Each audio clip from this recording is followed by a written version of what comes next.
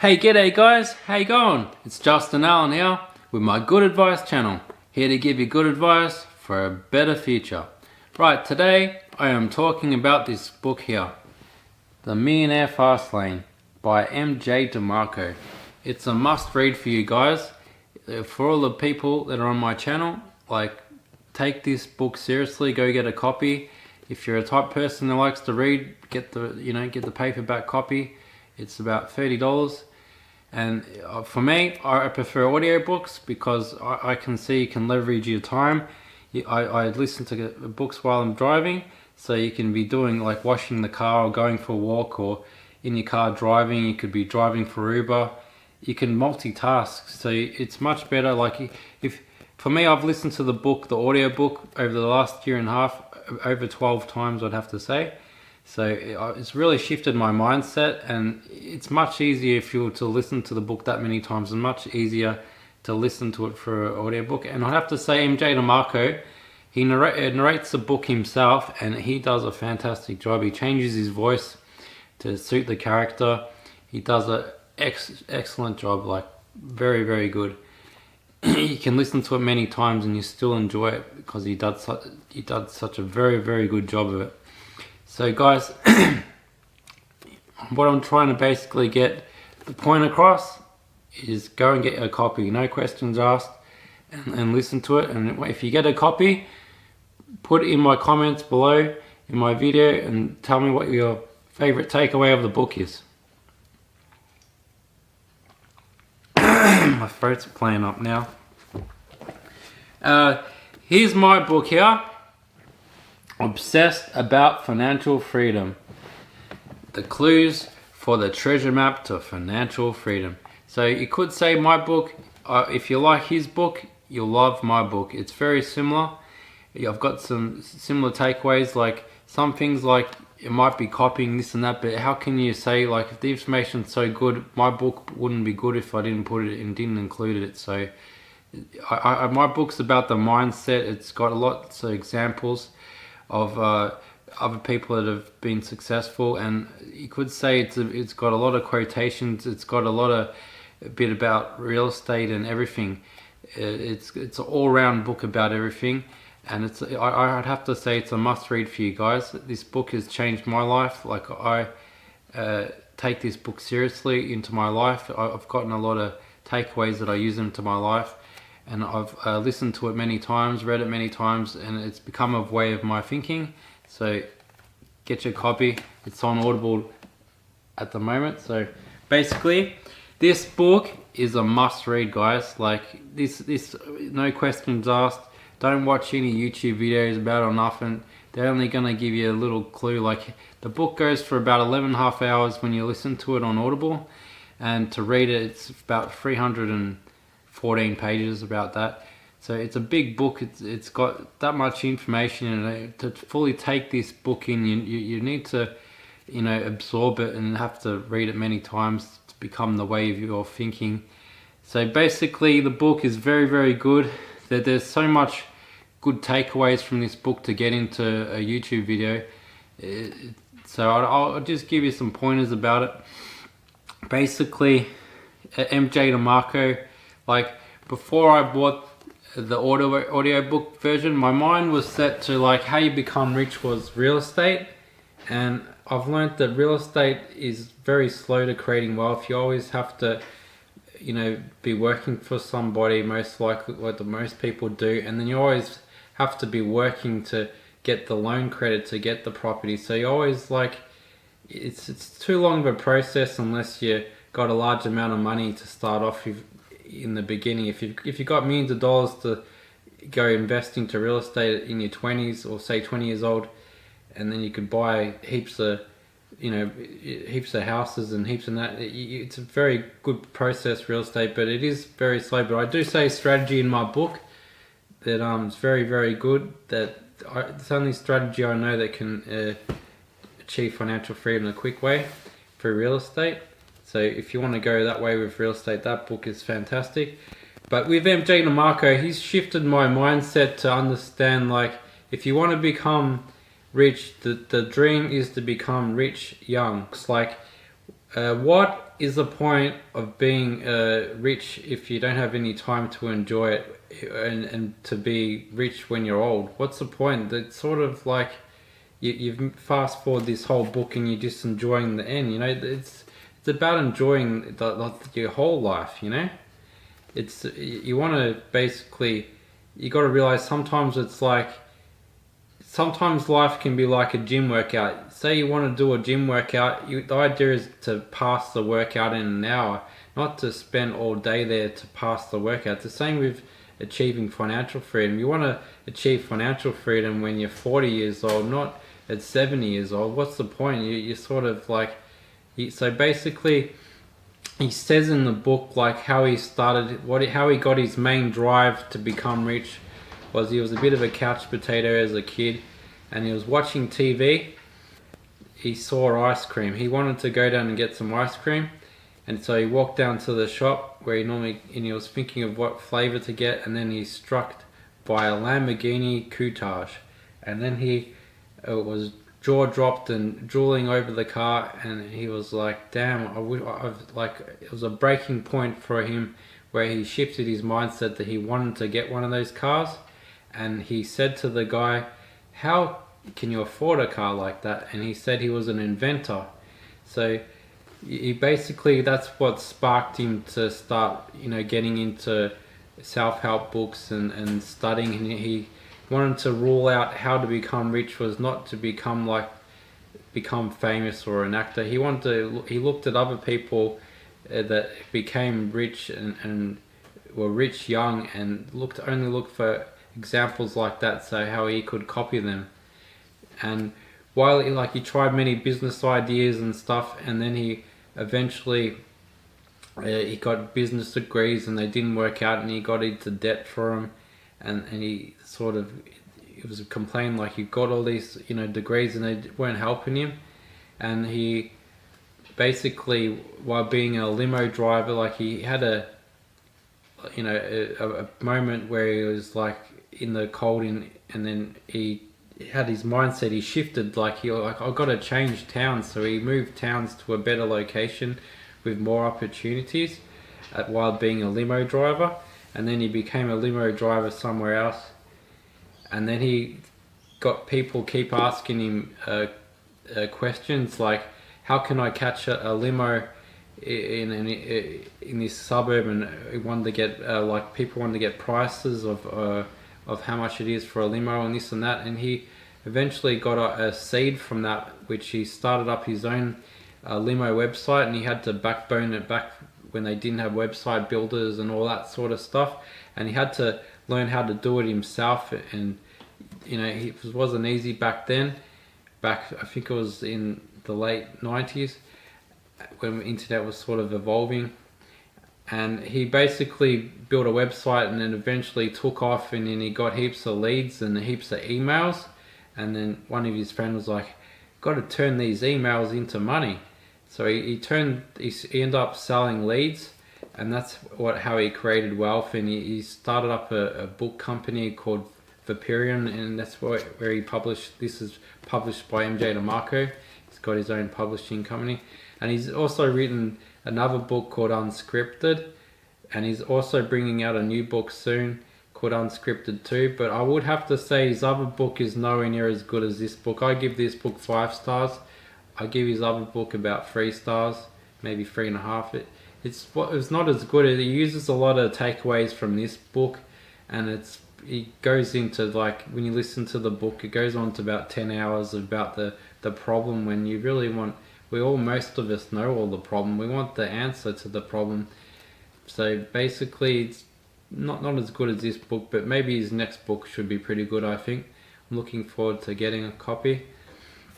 So basically that's sort of what helped him to get into the Fastlane. So basically he talks about in the book, basically the book's he has a checklist of what to do and what not to do, and what causes people to be poor and this and that. And he has a checklist of what's the right business to start and what's the wrong business to start. He gives you something to work for, work with. You got to have that before you jump into starting a business. You've got to realize you got to see past, what the business is, and work out, does it tick his commandment lists, and basically got to have that mindset like that. So he basically says in the book that there's the sidewalk, the slow lane, and the fast lane. So the sidewalkers in life, they're basically people that their plan is not to just spend all their money like in the present, instant gratification. They'll go shopping malls all the time and buy junk and put it on credit card, and they'll basically live paycheck to paycheck, and they'll, just a road to the, recipe for disaster. How can they, eventuate into becoming rich with that mindset? So basically, and then the next one is the slow lane. So basically this is what most people are doing with their life, is the slow lane. It doesn't matter, like say he says in the book, no matter how much you earn, like it's just on a different scale. So someone might fret for their small income, but then someone on a higher income will be in a more classy area, more classy car, and be in the same boat. So you got to realize, like, it basically live within your means. And he says, like, most people's plan to create wealth on the slow lane is they're swapping, the game is swapping their whole life at work. Basically, how they plan to create wealth is by working their job. Like 1 year is not going to generate much money, so they have to generate and trade their whole life, say 45 years or 40 years at that job, and then everything accumulates to a large amount of money, and they're always investing their money into like shares or property, and only getting maybe 10% return, which isn't a really life-changing amount. That's what, if that's what everybody's getting, being rich is above the system to be getting a higher return. So you got to realize that's the incorrect way to creating wealth. And a lot of people say, like he says, like in the fast lane, you got to realize, like most people say, oh, starting a business is risky, this and that. But when you're in the slow lane, it's risky too, because you got to swap your whole life. You could end up with health problems. You're hope, he says, that nothing turns to shit. You got to be always hoping. Hope that you don't get the sack. Hope that you keep your job. Hope that your health doesn't fail. Hope that the stock market doesn't crash. Hope that the real estate doesn't crash. You're hoping. You sort of like could be doing everything right, and then there could be a crash in 10 years' time. So what he says, like the best way is to do something on the internet like he's done, and he has like a checklist and stuff. And you got to realize, like, there's the right business and the wrong business. The wrong business masquerades like a job. So basically, you're just in the same boat as being an employee, just with, you're the boss. You can choose, you got a bit more rights, this and that. So you got to realize that there's sort of like a checklist you got to go through, what's the right business and the wrong business. And so basically, he says there's a easy to remember, sense. CENTS, which stands for control, entry, need, time, and scale. So that's the checklist for the right business to start up. So with control, the business, like when you're an employee, they sort of have all the control, and they can update the legislations, and they can put everything into it's basically like playing a game, right? So they can play the game into their favor, not yours. So when you got a business, you can sort of change everything, update the policy, and twist the game into your favor. So, and you got to realize, like he says, like say you start up a business and eventually sell it off and get people, investors involved, they can sort of stuff the business up because they just want to milk the business for the instant rewards, rather than looking at the business in the long term to build it up, in the long term. So it gets more in depth in the book, so I won't get into it. The next one is entry.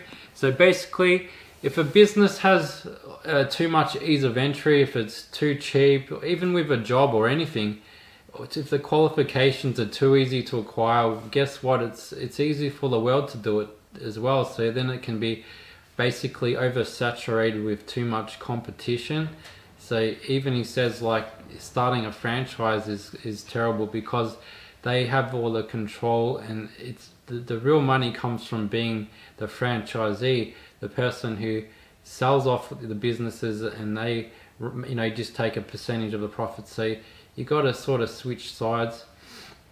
So you got to realize that's a part of the game is entry. And the next one is needs. So you got to realize like there has to be a need for what you do. Otherwise, if you put something out there and nobody wants it, it's like that nobody has any use for it. So if nobody has any use, what happens with something that's in your garage that you don't have any use for? So it basically collects dust and gets thrown in the in the rubbish. So it's the same with a business. There's got to be a need for it. There's got to be a market for it.